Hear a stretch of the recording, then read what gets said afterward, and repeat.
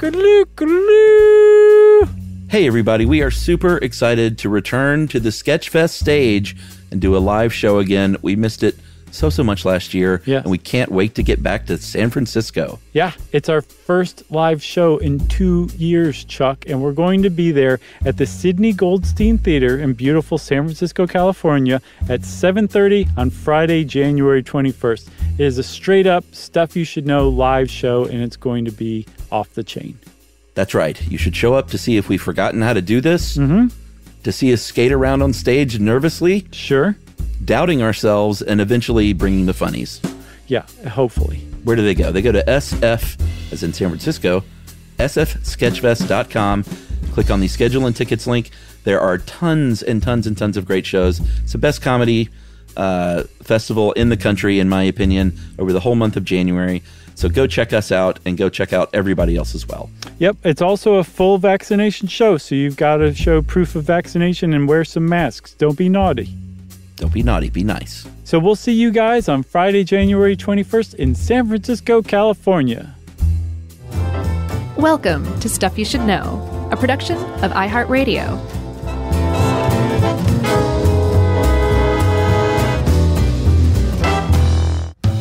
Ahoy and welcome to the podcast. I'm Josh and there's Chuck and we're the captains of this here ship called Stuff You Should Know. And that's all there is to it. Although I do think we need to allow for the fact that Jerry is rear admirable.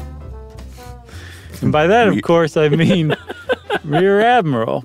And by that, of course, I mean it's going to be a long episode. Has there ever been a cutesy TV show called The Admirable Admiral? No, that sounds great. I think there was one, The Simpsons did one called Admiral Baby. Oh, all right. Well, that counts. Yeah. I don't know if the baby was particularly admirable, though. Could have been like a terrible person. So I have a cold, so I just want to apologize up front. Just a head cold, but I'm a little stuffy, so I'm sorry if it's coming across as untoward. I'm very proud of you for pushing through, Chuck, because lesser podcasters would not. They might just be like, I can't. I have a cold. People don't want to hear that. And you say, to heck with that. I'm going forward with it. Remember back in the day, you had like a 3-month cold that 1 year. Every year. Every year for a little while. I used to get so sick. Yeah, no, it was terrible. But we've gotten much better, haven't we? Yeah, I think, I don't know, maybe quitting smoking had something to do with that. Maybe. Just a touch. You don't get colds like that anymore. No, good for you. I really don't. So yet another reason to quit smoking, everybody who's out there on the fence. That's right. So we're talking today, the reason I said that we're captains is because I was making a play on a story that it seems like every single person Chuck knows about. At the very least, I can say with almost 100% confidence that everyone that you and I have ever met, seen in passing, talked to, or been in the same, country with probably, has heard of the story of Noah and the flood, where Noah was told to go ahead and build a boat because the earth was going to flood and everybody was going to be killed. And by the way, grab some animals, put them on board so that you and your wife and then the animals can all repopulate your respective species once the flood subsides, right? It's a classic story. Everybody loves it. We read it out loud just about every Saturday at dinner time. And it's just a great story, right? Everybody knows this story. But it turns out, Chuck, that there's this idea that actually happened. That there, and it's long been an idea that what the Noah story is talking about happened in actuality. That there was a point in time where the entire world flooded, and there's been a lot of scholarly research into this, into how that's even possible. Yeah, and I guess if we're talking about this particular, because we've found after digging around and getting Ed to help us with this research that there are flood myths in not every culture, but a lot of cultures over the years, and we'll get into that in lots of detail. But as far as Noah's actual flood from the Old Testament, there was a gentleman in 1872 named George Smith who was a hobbyist of all things Assyrian and an amateur sort of historical sleuth, but a well-educated one nonetheless, because he could do things like read cuneiform tablets. Mm-hmm. And he was doing that one day, on, I don't know if it was an actual lunch break or if that's just apocryphal, but supposedly on a lunch break, went to a museum, was reading cuneiform, and came across a story of the Epic of Gilgamesh and read this, quote, "Build a boat, abandon wealth and seek survival, spurn poverty, save life, take on board all living things, seed, animals. The boat you will build, her dimensions shall be equal, her length and breadth shall be the same." It doesn't say anything about cubits, but it's inferred. Right.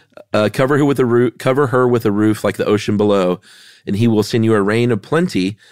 And George Smith said, hey, this is strikingly familiar as the Christian/Jewish Old Testament Noah flood story, but this is several hundred years previous. Yeah, and instead of God telling Noah or an angel telling Noah, it's the god Enlil who's telling a guy named Utanapishtim to build this boat. Noah's nowhere to be heard. And for what reason? What do you mean? Well, I mean, wasn't this one of the ones where, like, Earth is being punished, basically? Oh, yeah. So the reason that Enlil gave to Utanapishtim was because the humans were too noisy and the gods were sick of humans, so they were going to flood the earth and kill off all humans. Whereas in the Bible, it was because humans had become too wicked to live. I think noisy and wicked are the same thing back then. I guess so. And it makes you wonder, like, did somebody misread the word and they were like, noisy? Okay. Right. And just barreled on. They're like, my lunch break is almost over. So George Smith just was like, noisy. They said noisy. But there was also the idea of saving animals, and there was also the idea that afterward, birds were sent out to find dry land, just as in Noah's story. Right. And so you just kind of say, whoops, because the Epic of Gilgamesh predates the Old Testament by at least several hundred years, depending on what part you're talking about. And so you might say, okay, so the Noah story is adapted from this, but that doesn't mean that it undermines the veracity. They don't undermine the veracity of one another. In fact, if you stop and think about it, the fact that one of the first things that was ever written down after the invention of writing, cuneiform was the first written system humans ever devised. Yeah. And that the first literary work ever created, the Epic of Gilgamesh, contained this flood story. It kind of suggests that something actually may have happened. Like, it was a really important story that has stuck around for thousands and thousands of years. The Epic of Gilgamesh was written 3,400 years ago. That it suggests that there might be some kernel of truth to it. Yeah, and over the years, a lot of people have tried to prove, whether scientifically or otherwise, that the Noah's flood really did take place. Bible literalists, is that what we call them? I think so. Okay, Bible literalists, Bible historians, because that would go a long way in Christianity if you could say, hey, the Bible is an actual historical document. Mm-hmm. This stuff is really true. And in the 18th and 19th century, there was something called diluvialism, diluvial meaning like relating to a great flood. But that was a big shaper of actual geology, was basically saying, hey, this literally the physical world that we're living in came about after this flood, what kind of reset things. Mm-hmm. And then the real geological record came along once science got serious, and they proved that was not the case. Mm-hmm. And that kind of went the way of the dodo around, the mid-1800s. Yeah, they kind of did it backwards. They said the Noah flood shaped the world as we see it. Go find proof. And when they found proof, they were like, it's not really adding up. Yeah. So there's no evidence that there was a global flood that inundated the world. And in fact, the geological record that these geologists, the early ones and, up to modern day ones, have been putting together supports the exact opposite of that Earth wasn't created in a deluge. It was created over incredibly long distances of time, very, very slowly, layer by layer, right? That's right. But people still say, okay, well, why, number one, why have we been telling this flood story for so long? And then also, why is it, like you said, the idea of flood myth seems almost universal? Doesn't that still strongly suggest that there was even if the Bible doesn't quite have it right. And by the way, Noah's story also shows up in the Quran too. So it's in the Jewish Bible, the Old Testament, and the Quran. And then there's the Epic of Gilgamesh story. Like, why is this important story still around? Doesn't it still support the idea that something happened? Why would there be universal flood myths from cultures that had never even heard of Christianity before? And there have been like some attempts to explain that I think are much more satisfying than the idea that we're just missing all of the evidence for a great worldwide deluge that happened back in antiquity. Yeah, and there were, it's more than just those. There were Chinese flood myths. There were flood myths in southern Canada, in the British Isles. So there was one study that picked out 50 cultures, and they all had their own flood myth, and that it was related to some kind of punishment. So they started looking, like you said, of like, why is this happening?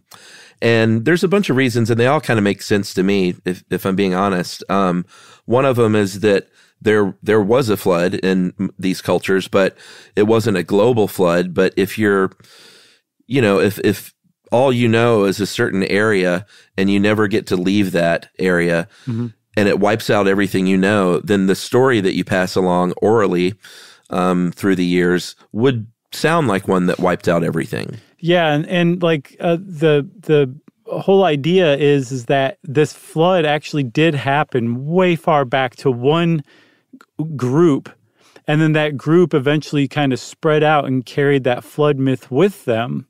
And so to those of us today, historians, anthropologists, looking at like all of these groups that are spread out all over the world, all sharing basically the same story, it would make it seem like a flood had impacted all of these groups that were that far spread out. So it must have been a really big flood. But this explanation says, no, the flood was actually really localized. It was the group that it happened to that eventually spread out.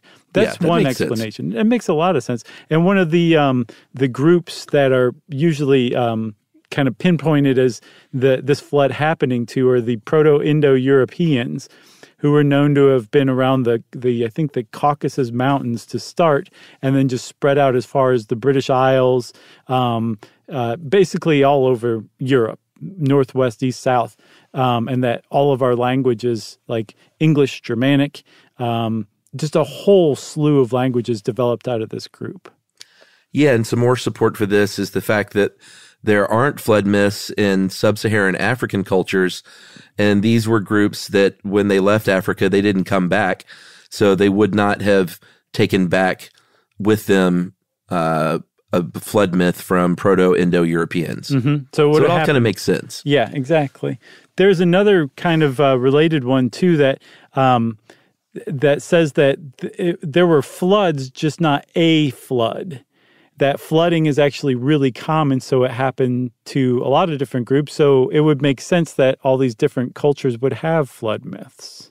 Sure. And again, if you live in your riverside village and you don't get to travel very far from there and everything you know of gets destroyed, again, it could be, lend support to the idea that it gets translated as a worldwide flood. Yeah. And if everyone's having these localized floods, which happened, there's always been floods. Yeah.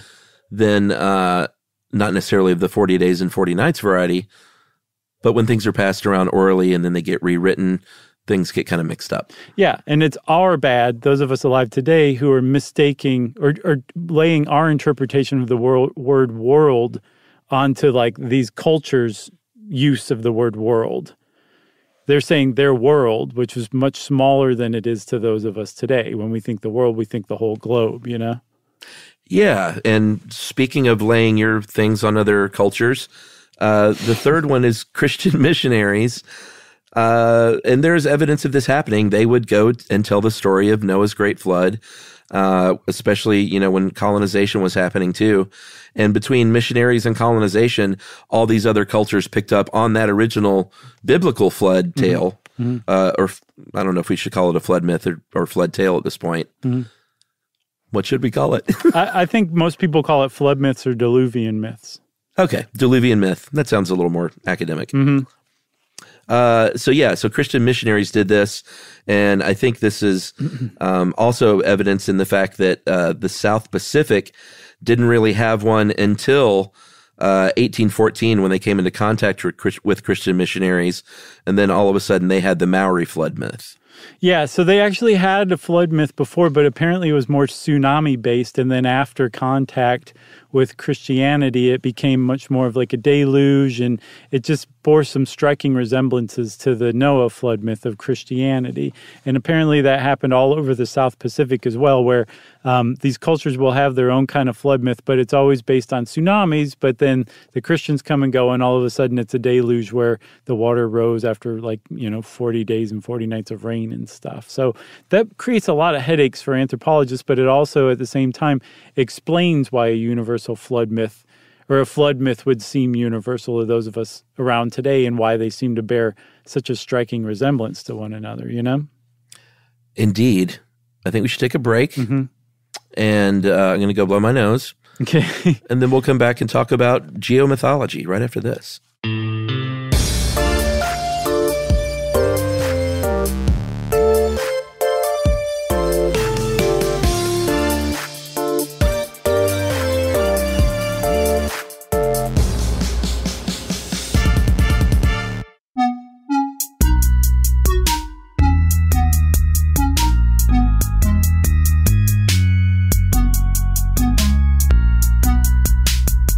So, Chuck, that was nice of you to blow your nose at the break rather than during recording, even though I still had to hear it. It was thick. What's funny? I was listening to, I don't know why I just thought of this, but I was listening to Paul F. Tompkins' Stay F. Homekins podcast he does with his wife Janie the other day, and he was talking about sneezing on stage, and that had happened to him once in his career. And Paul is someone who spent lots and lots and lots of time on stages. And I wonder if there's something to that, of the body withholding things like sneezes, because I've never seen anyone sneeze on stage. I've never sneezed on stage. Yeah. Isn't that weird? Yeah, I'm sure it's related to adrenaline and fight or flight. That's what I was thinking. I mean, there's got to be something to that. Yeah. Like your body's like, I don't have time to waste all that energy on sneezing. We got to get out of here. We got to put on a great show. It would be really weird to think about it if, I don't know, Barry Manilow in Vegas was talking about setting up Mandy before he sings it and just lets out a big sneeze. Yeah. Well, thank you for setting me up to reminisce yet again about the time that me and I saw Barry Manilow front row center in Vegas. You would have been sneezed on with that big snoz, too. Yes, we actually would have been covered in his sneeze. All right, so we promised talk of geomythology. Here's the idea. Since science really got its act together, there have been a couple of different ways to look at things like flood myths as either this is a story about our cultural values, and there's a lot of religious metaphor involved, or this was an actual historical event. And geomythology came along to kind of say, hey, man, it can kind of be both. Like, there could have been a real flood, and it also took on metaphor and took on cultural values and was used as a story of, I can't think of the word I'm trying to think of, to teach you a lesson. What's that called? Fable? Yeah, like a fable. So this field has emerged since, I believe, the 60s. And actually I was reading about this field of geomythology is still really trying to establish itself in the field of geology. And most geomythologists are trained geologists. That's where you start out. Who play D&D? Probably. But they also are they have to really defend what they're doing against their fellow geologists, because they're basically saying all of these myths, all of these legends, all of this these folk traditions, they actually contain eyewitness accounts of natural disasters, of weird events in Earth, of early finds of fossils, and they've cloaked them in the language of mythology and the terminology of mythology and monsters and weirdness and all this stuff that makes it just seem completely legendary to us today. But that's how these pre-scientific and often pre-literate cultures passed along really valuable information. And we've been kind of foolish to just discount them as all nothing but legend, as if there's no fact whatsoever in there. And Don't throw the baby out with the bathwater. Exactly. And so that's what geomythology is doing. They're saying, wait a minute. If you just look at this the right way, we are covered up in historical accounts just waiting for us to unravel if we learn how to read these correctly and then also correlate with actual like known geological events that we've discovered through science. Yeah, like, hey, you see that story that seems completely crazy about a demon god who lives in a mountain and gets angry and spouts fire from its top. Mm-hmm. Like, that's a volcano, bros. And like, just because it sounds crazy doesn't mean we shouldn't look at the fact that an actual volcano eruption might have happened then. And let's kind of marry these two things and let's just all get along. Right. And so like that legend about the volcano with the angry god that sometimes spews like scary stuff forth. And if you ever hear the mountain starting to make rumbles, it means the god is waking up and you should run. Like, that is a way for a culture that is aware that this mountain's actually a volcano and that volcano can sit dormant for generations at a stretch. So there will be people born in the future who aren't aware that that's a volcano, and this is the way that the culture passes down over deep time this really important information. If the volcano ever makes a sound, run, because you don't want the fiery breath of that god that's trapped inside. It makes perfect sense. I love this stuff. Like, before science came along, all humans did from the moment they could sort of form thoughts was try and explain what was going on around them, from rain and thunder to volcanoes and floods. And I don't know, I think it's super interesting. It's almost like these proto-early warning systems. Right, like nuclear semiotics. They just didn't really know how to explain the science of it. Exactly, like nuclear semiotics. Remember we did an episode on that, on how to tell people 10,000 years in the future about steering clear of nuclear waste, right? It's the same exact principle. It's just, Chuck, somewhere along the way, we, later generations, became arrogant and just completely discounted any of those pre-scientific traditions because they didn't appear scientific. But it is exactly like what you're saying. It was the way that they made sense of actual stuff. And so there's plenty of stuff to learn from those accounts and those tales and those myths and legends. We just have to basically kind of eat a little bit of crow and go back and be like, well, we've been ignoring this to our own detriment. Yeah, and it's like you said earlier, it's a tough road to hoe, though, for scientists these days if they take this on, because, you know, you have mixed results when you go back and you look at these tales. Some of them may just be folk tales and legends, and some may have kernels of truth. Some may have a little more truth. So there's a lot to sort of parse through as a geologist these days if you're working as or with a geomythologist. Right. And so when you are laying this out and trying to figure out, okay, what is this myth describing? You know, again, you're a trained geologist if you're a geomythologist, but you're also working with people from other scientific fields as far as trying to uncover the fact, the kernel of truth behind these flood myths. You would be working with paleohydrology, or paleobathymetry, which is the study of ancient sea levels, like where they were at in the past. And so you're going to take like the findings from these fields and then say, okay, let me see if I can correlate it with a myth. Or you find a myth and you say, okay, let me see if I can correlate it with paleobathymetry or paleohydrology findings. And they've actually turned up some really interesting stuff so far. Yeah, there was, in 2016, there was a study that tied together one of the Chinese flood myths from about 4,000 years ago. Basically, that there was a great flood, wiped out China. It lasted for a couple of decades. And then this great man came along who had become emperor, Emperor Yu, and tamed the water. Mm-hmm.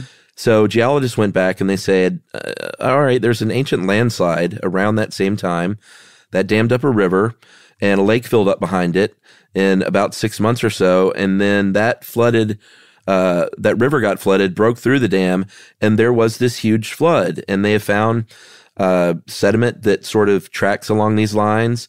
Then they found that Emperor Yu actually, it turns out he may not have been, magically tamed the water. He just had a knack for early engineering, in that he dredged the waters and it cleared up the river's flow. Things returned to normal and he became emperor. But back then it gets, told as a tale of this, great soon to be emperor that tames the waters when he was just good at what he was doing. Right. But they found like evidence, geological evidence that backs all of this up, that this whole series of events, the earthquake that triggered the landslide, the dam, the lake filling up in 6 months, the lake breaking and flooding, that all this happened within a single year. That is definitely the kind of thing that your culture is going to make note of and pass down over the years, that this kind of thing can happen. And then not only that, this great person came along and freed us from the burden of these floodwaters that apparently stuck around for 20 years. That's right. It's pretty cool. There's another one that is just beyond thrilling, if you ask me, that a lot of people say this is possibly, and I think that's a big reason a lot of like mainstream geologists have problems with geomythology, is we can't really see a course to getting to the point where we're saying this is the one. This flood that we have evidence of is what gave rise to the Epic of Gilgamesh and Noah's story. But you can say there's a really good chance that this is the one. This fits the bill. And this one does kind of stick out like that. That's right. This one, in the 90s, it became fairly popular. That basically said there was an oceanographer named William Ryan and another guy named Walter Pittman. They were, I think, in the early 2000s, and they said that rising sea levels at one point caused the Mediterranean to burst through the Bosporus Strait about 7,000 years ago.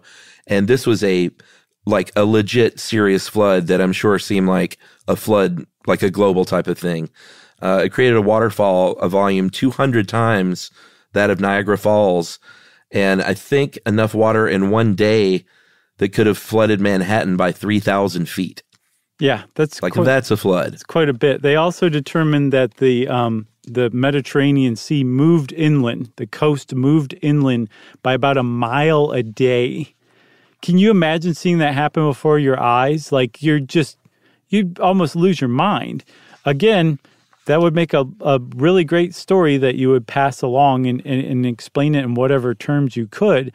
But there would have been coastal settlements along the Bosporus Strait on either side, on the Mediterranean side and also on the Black Sea side that all this water poured into. And it would have just completely wiped those settlements out. So the people who did survive would have been like, something really bad happened here, and this is how we're going to make sense of it. And the timing of it was just right.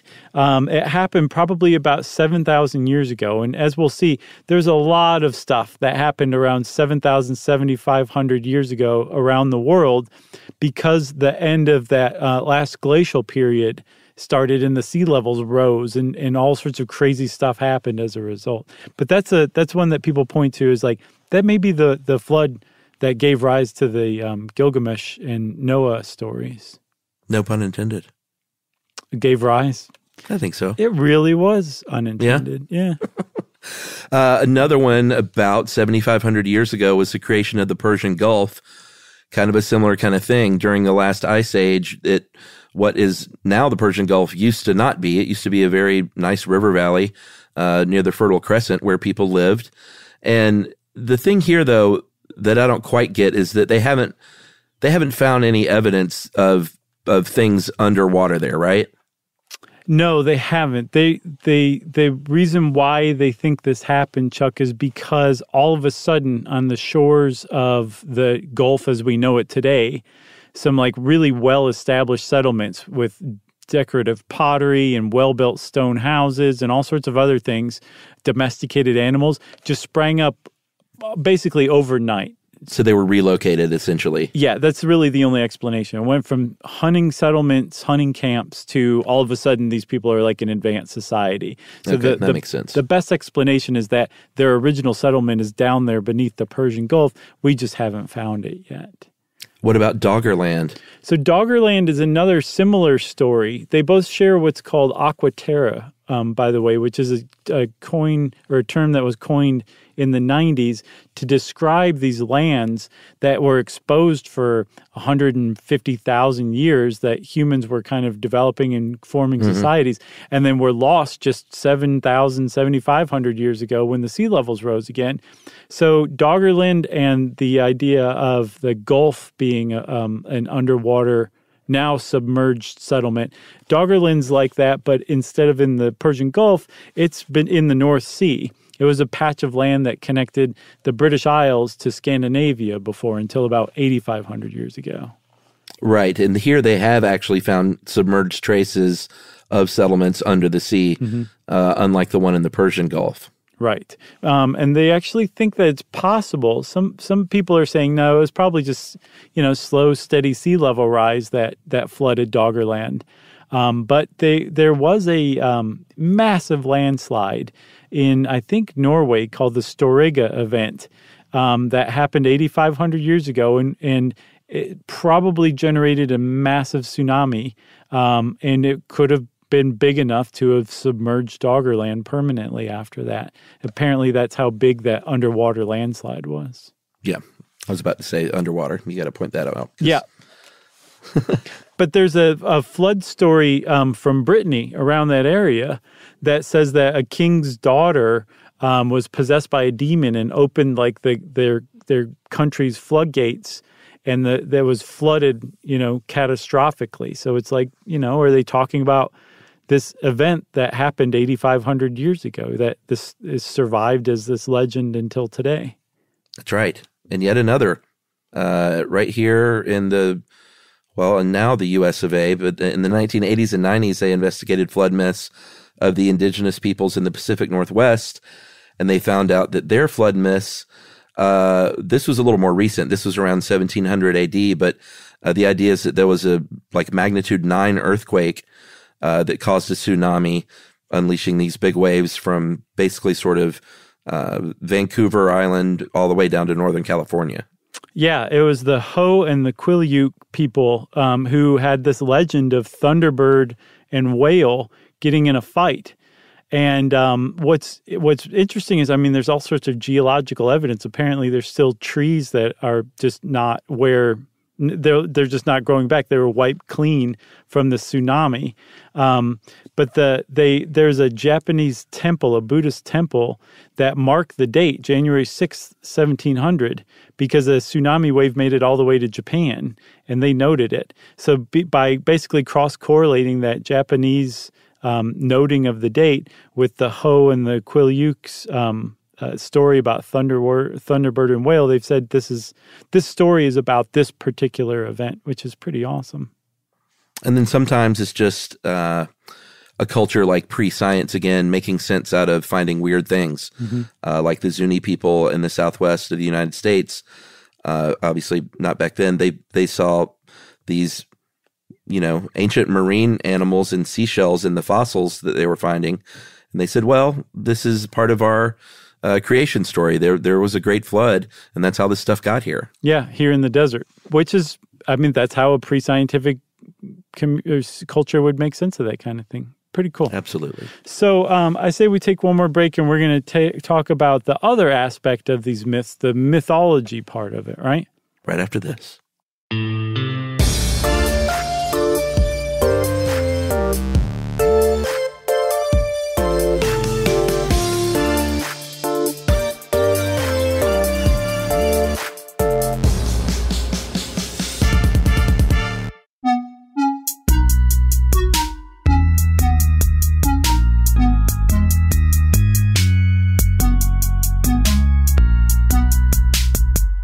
Okay, so if you take a myth and you strip the mythology off and you just look at the kernel of historicity and try to figure out, what event it's actually describing, you don't want to just forget the myth part. You want to go back and also look at the myth part too, because that reveals a lot about humans and who we are and how we think, spread out even across cultures throughout the world.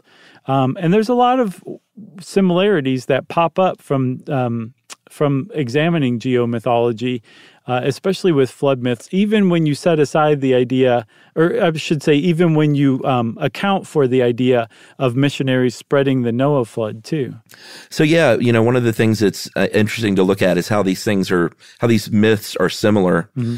And one way that a lot of these flood myths are similar is that and we've already seen a little bit in what we've talked about, is oftentimes it's a man and a woman, usually a man and a wife, who are charged with gathering up the animals, with repopulating the earth afterward, saving the species essentially.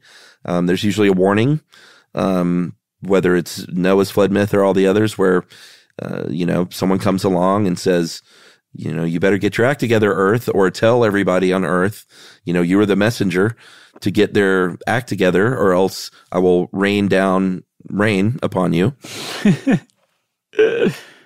Right. Yeah. There's also sometimes a warning, I guess. One of the warnings, Chuck, that came through, I think we said earlier that the Chinese have like at least 4 flood myths. And one of the warnings that came through was to this brother and sister who freed a thunder god from their father's, I guess, chicken coop or whatever. Their father had captured him. And so the thunder god said, hey, thanks a lot, kids. By the way, the things are about to get serious around here. You might want to build a boat. Actually, yeah, I think they built a boat. But they're one of those interesting stories where you said usually it's a man and wife who end up having to repopulate the earth. That put these 2 kids in the position of having to repopulate. And that was a taboo. Incest is basically the universal taboo, one of them. And that was the same in ancient China as well. So in different versions of the story, either the brother and sister basically got a pass this time. Another version is that the brother had to go through a huge series of physical challenges and couldn't, and that somehow the earth became populated anyway. And the third version is that they just made everybody out of clay that they made themselves. All right. Okay. But if you start really kind of looking at floods, there's like, especially the purpose of the flood. That's the thing. Like, it's very rare that the flood happens in a flood myth just for fun. Like, there's almost always a reason. Like, humans want there to be a reason. So we've come up with different reasons over the years. And one of them is basically the apocalypse, that humanity is being wiped out, usually as punishment, and that we deserve to survive, and we would have to survive, or else we wouldn't be around to be passing the story along. So somebody had to survive. So that's where those people who repopulate the earth come from. But the rest of us, we got wiped out because we displeased the gods. That's right. Another one is that we started out as an ocean and nothing but ocean. So this is just a reset to that return to our original state here on planet Earth. Mm-hmm. And there are a lot of cultures around the world that basically thought that we started out as an ocean, from ancient Egypt, Norse, I think in Japan as well. Mm-hmm. And basically, it's either returns us to a state of water or an island above an ocean. Yeah, and that's so closely related to the apocalyptic one too. It's just we just happen to be returning to how things were before, which is also related to another kind of theme as a reason for the flood, which is purification. Like, yes, you're being punished, and yes, you're returning to this primordial state, but the ultimate reason that, say, like God or the gods have is to purify things, to rid the world of evil and just keep the good and start over with just the good, basically. That's another big one, too. And they're all kind of, pretty tightly wound up together. Yeah, then there's just angry gods, and it might not have anything to do with you doing anything wrong as a culture or getting your act together. It's just that the gods were angry, so they kicked open the top of that mountain and it became a volcano. And sorry, TS for you guys. Yeah, it just happens. But that's still interesting that that's a rationalization even in itself, though, isn't it? It's just kind of like sometimes that happens even if you didn't do anything wrong. I think so. So there's another one, too. That Emperor Yu myth is a good example of industriousness, people working together, people controlling things, where the earth has done something crazy. Maybe the gods were responsible, but humans managed to overcome it, either in the form of like a savior like Emperor Yu. There's one in Bhutan. I believe there's a legend about Guru Rinpoche in the Zangpo Valley. He shows up and basically drains a lake, exposing all this fertile farmland where a village was then settled. Or and I apologize for this, I genuinely could not find a pronunciation for it, Chuck. I really tried. But the Gunganyji Aboriginal people, Gungganyji,